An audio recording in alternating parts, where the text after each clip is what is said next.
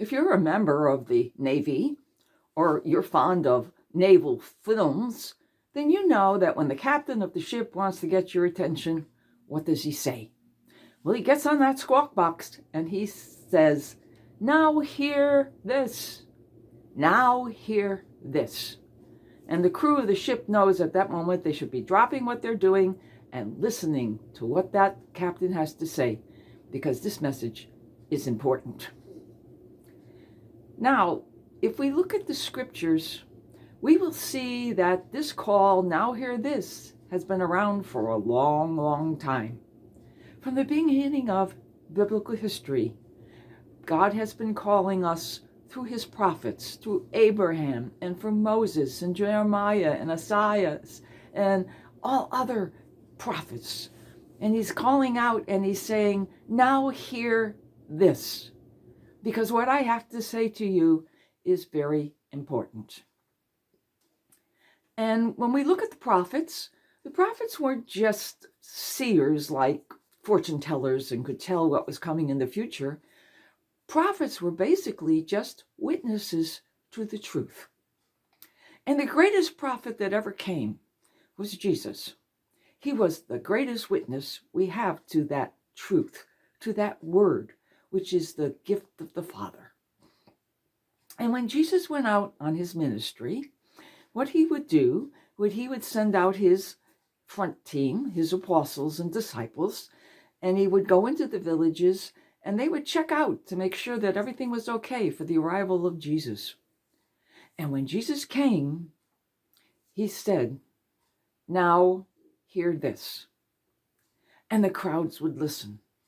They would listen and hear every word that he said.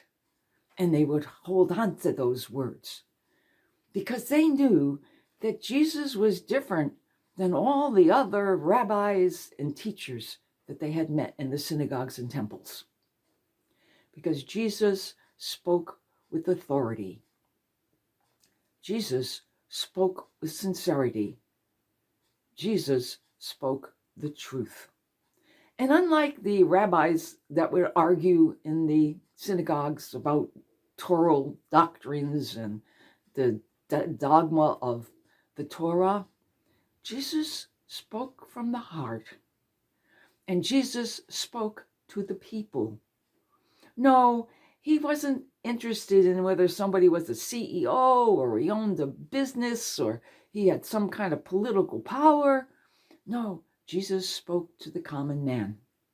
Jesus spoke to the lowliest of men, those who were despised and looked down upon. Yes, Jesus reached out to everyone. Anyone who heard what Jesus wanted to say had their life changed. Because Jesus spoke with authority. Jesus spoke with concern. Jesus spoke out of love. And when somebody came up to Jesus and asked him for something, Jesus didn't turn him away. Jesus embraced him, prayed with him, asked his Father to grant them forgiveness, and then cured them.